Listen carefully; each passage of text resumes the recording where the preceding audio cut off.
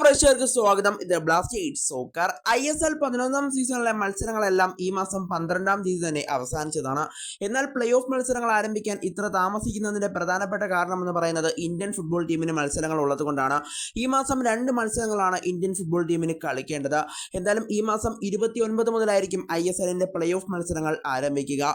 എന്നാൽ ഇപ്പോൾ Indian football ടീമിന് മത്സരം വരുന്നത് നാളെയാണ്. നാളെയും അതുപോലെ തന്നെ അത് കഴിഞ്ഞ് വേറൊരു മത്സരവും ഇന്ത്യൻ ഫുട്ബോൾ ടീമിന് വരുന്നുണ്ട്. നാളെ ഒരു ഫ്രണ്ട്ലി മത്സരമാണ് ഇന്ത്യൻ ഫുട്ബോൾ ടീം കളിക്കുന്നത്.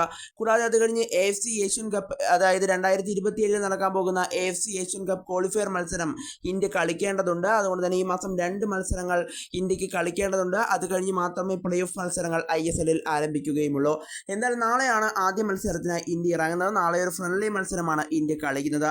എന്നാൽ ഇന്ത്യയുടെ ഈ മത്സരം എങ്ങനെ നമുക്ക് ലൈവായി തന്നെ കാണാമെന്നാണ് ഈ വീഡിയോയിൽ നമ്മൾ പരിശോധിക്കാനായിട്ട് പോകുന്നത്. അതിനു മുമ്പ് നമ്മുടെ ചാനൽ കണ്ടുപോകുന്ന ഏകദേശം 80% പേരും ചാനൽ ഇവരെയായിട്ടും ഒന്ന് സബ്സ്ക്രൈബ് ചെയ്തില്ല. അതുകൊണ്ട് തന്നെ ദയവായി എല്ലാവരും നമ്മുടെ ചാനൽ ഒന്ന് സബ്സ്ക്രൈബ് ചെയ്തിട്ട് വീഡിയോ കാണാൻ ശ്രദ്ധിക്കുക.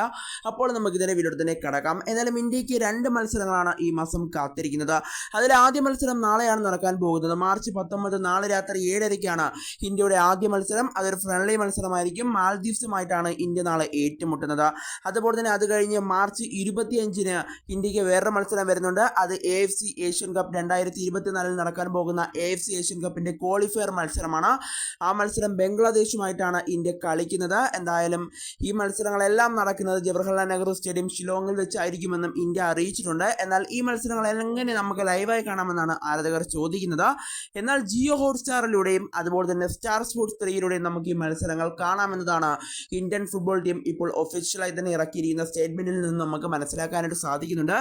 ഫോണിലാണെങ്കിൽ ജിയോ ഹോട്ട്സ്റ്റാർ, TV-യിലാണെങ്കിൽ നമുക്ക് സ്റ്റാർ സ്പോർട്സ് 3 എന്നീ ചാനലുകളായിരിക്കും നമുക്ക് ഇന്ത്യയുടെ മത്സരങ്ങൾ വീക്ഷിക്കാൻ സാധിക്കുക എന്നാണ് ഇന്ത്യൻ ഫുട്ബോൾ ടീം ഇപ്പോൾ ഒഫീഷ്യലായി തന്നെ അറിയിച്ചിരിക്കുന്നത്.